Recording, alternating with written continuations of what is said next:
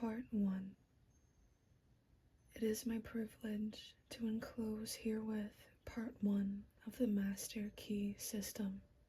Would you bring into your life more power? Get the power consciousness. More health? Get the health consciousness. More happiness? Get the happiness consciousness. Live the spirit of these things until they become yours by right. It will then become impossible to keep them from you. The things of the world are fluent to a power within man by which he rules them. You need not acquire this power. You already have it, but you want to understand it. You want to use it. You want to control it. You want to impregnate yourself with it so that you can go forward and carry the world before you. Day by day, as you go on, as you gain momentum, as your inspiration deepens, as your plans crystallize, as you gain understanding, you will come to realize that this world is no dead pile of stones and timber, but that it is a living thing. It is made up of the beating hearts of humanity. It is a thing of life and beauty. It is evident that it requires understanding to work with material of this description, but those who come into this understanding are inspired by a new light, a new force. They gain confidence and greater power each day. They realize their hopes and their dreams come true. Life has a deeper, fuller, clearer meaning than before. And now, Part 1. That much gathers more is true on every plane of existence, and that loss leads to greater loss is equally true. Mind is creative, and conditions, environment, and all experiences in life are the results of our habitual or predominant mental attitude. The attitude of mind necessarily depends upon what we think. Therefore, the secret of all power, all achievement, and all possession depends upon our method of thinking. This is true because we must be before we can do, and we can do only to the extent which we are, and what we are depends upon what we think. We cannot express powers that we do not possess. The only way by which we may secure possession of power is to become conscious of power. And we can never become conscious of power until we learn that all power is from within.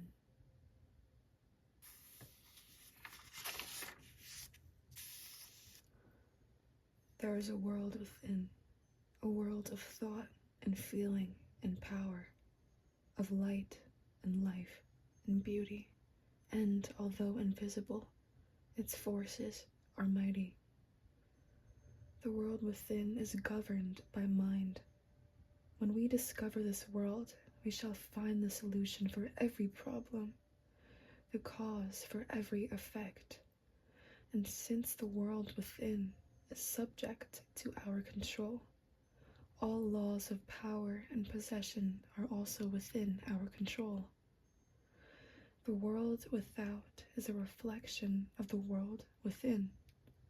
What appears without is what has been found within.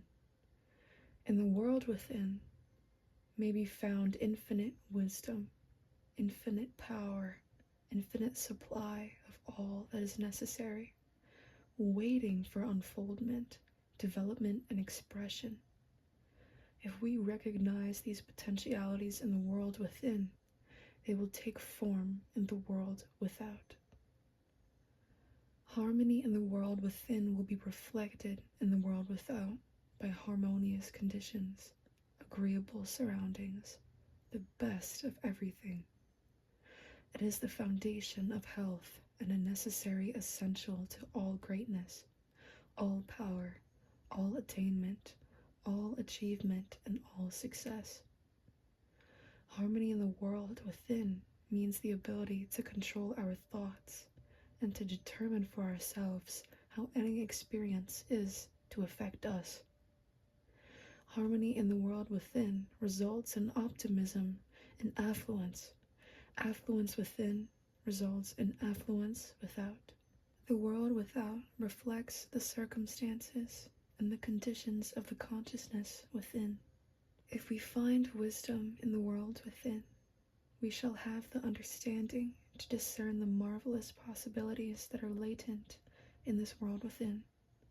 We shall be given the power to make these possibilities manifest in the world without. As we become conscious of the wisdom in the world within, we mentally take possession of this wisdom. And by taking mental possession, we come into actual possession of the power and wisdom necessary to bring into manifestation the essentials necessary for our most complete and harmonious development.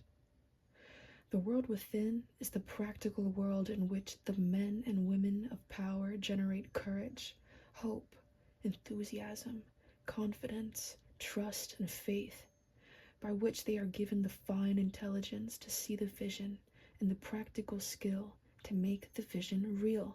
Life is an unfoldment, not accretion.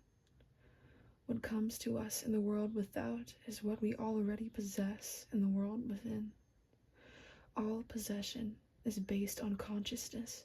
All gain is the result of an accumulative consciousness.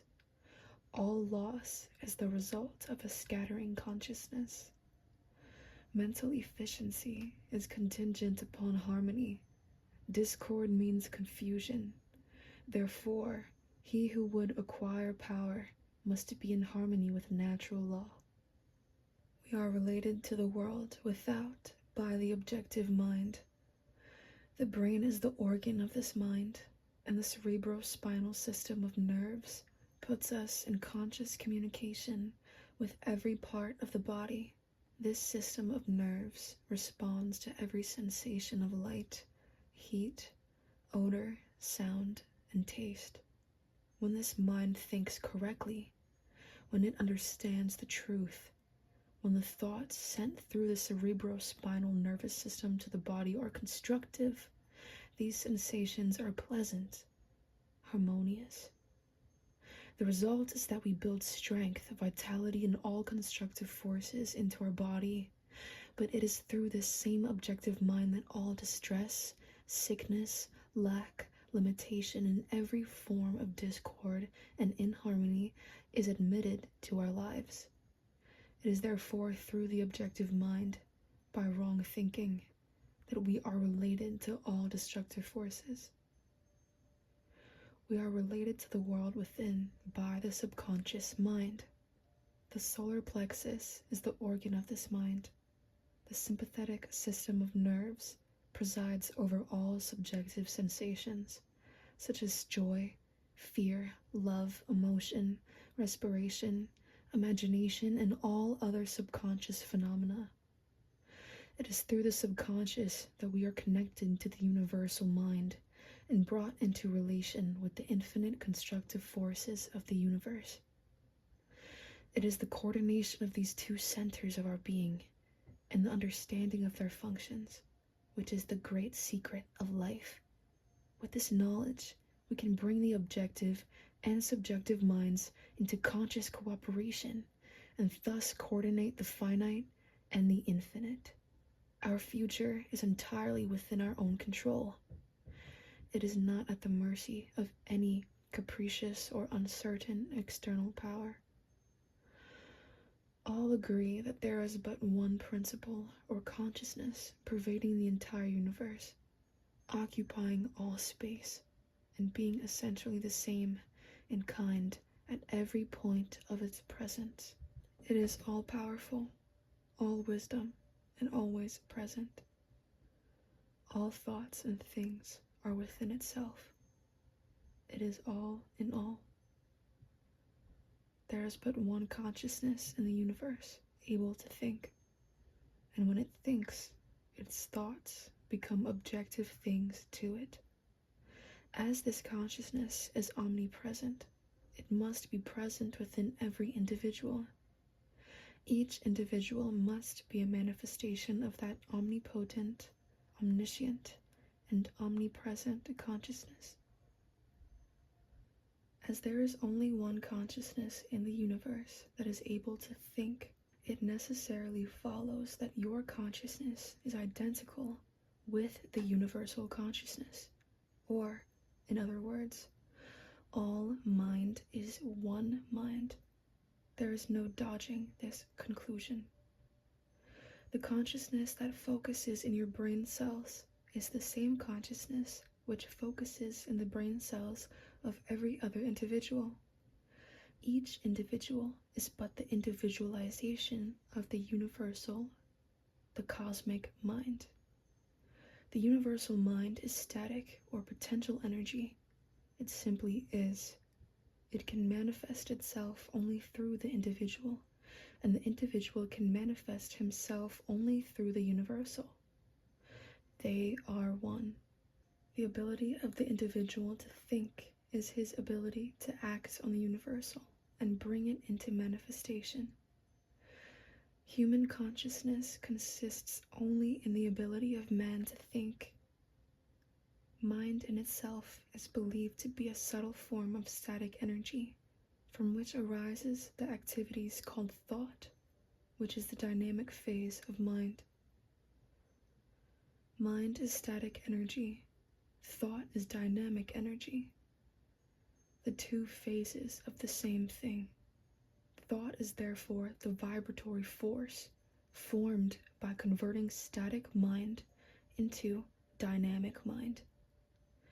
As the sum of all attributes are contained in the universal mind, which is omnipotent, omniscient, and omnipresent, these attributes must be present at all times in their potential form in every individual.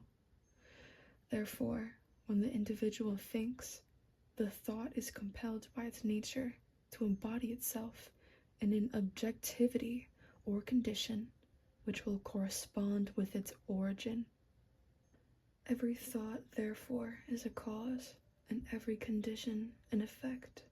For this reason, it is absolutely essential that you control your thoughts so as to bring forth only desirable conditions.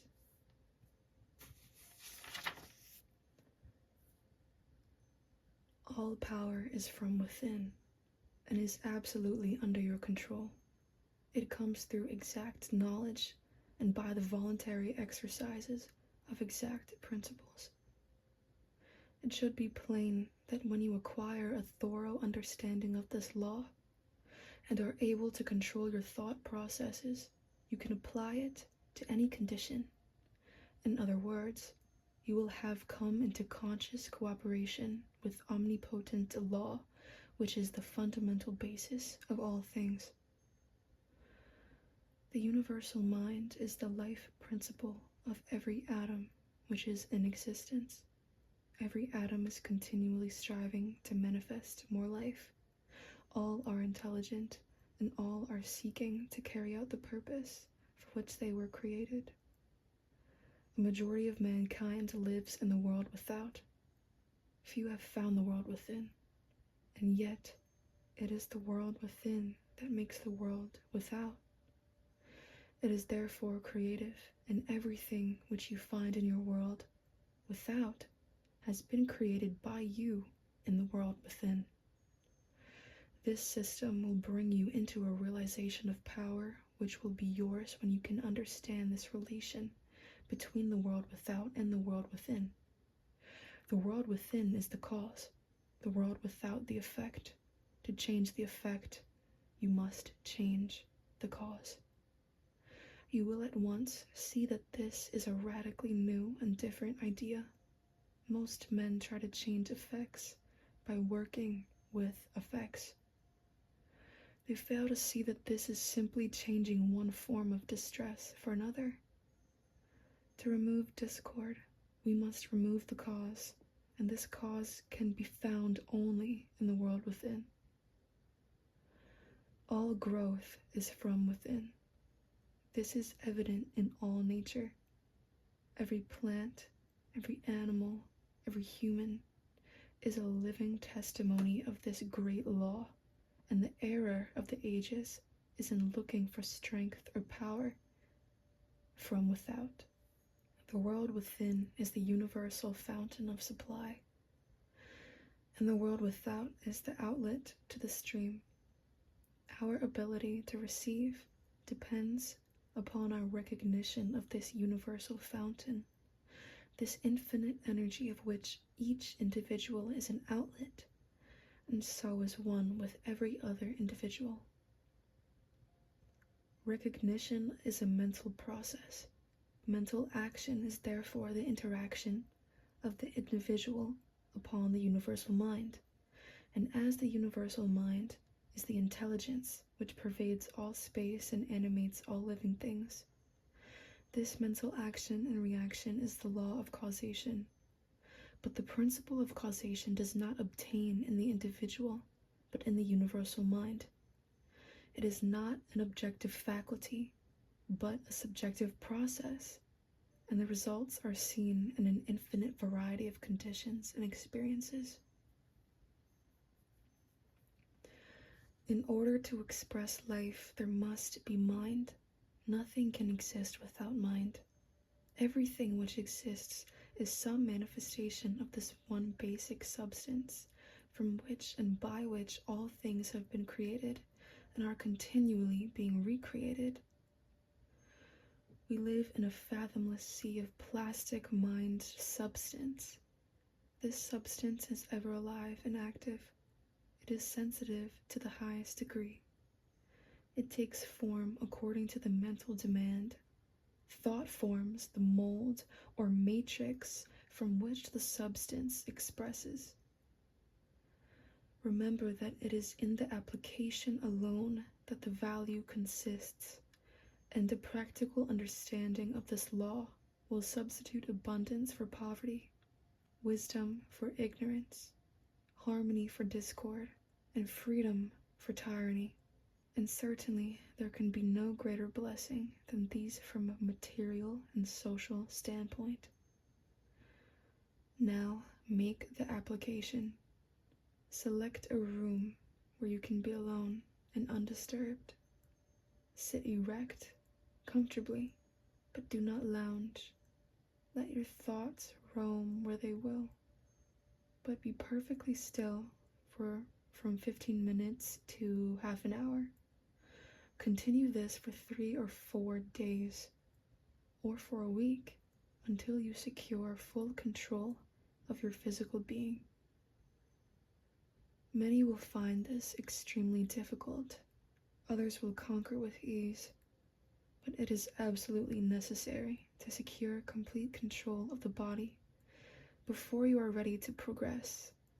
Next week, you will receive instructions for the next step. In the meantime, you must have mastered this one. Part 1, study questions with answers. Number 1, what is the world without in its relation to the world within? The answer is, the world without is a reflection of the world within. Number 2, upon what does all possession depend? All possession is based on consciousness, is the answer. Question number 3, how is the individual related to the objective world? The individual is related to the objective world by the objective mind. The brain is the organ of this mind. Question number 4, how is he related to the universal mind?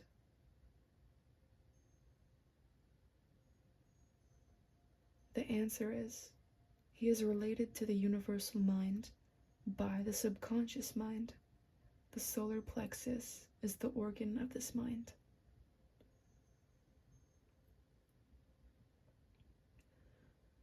Number 5.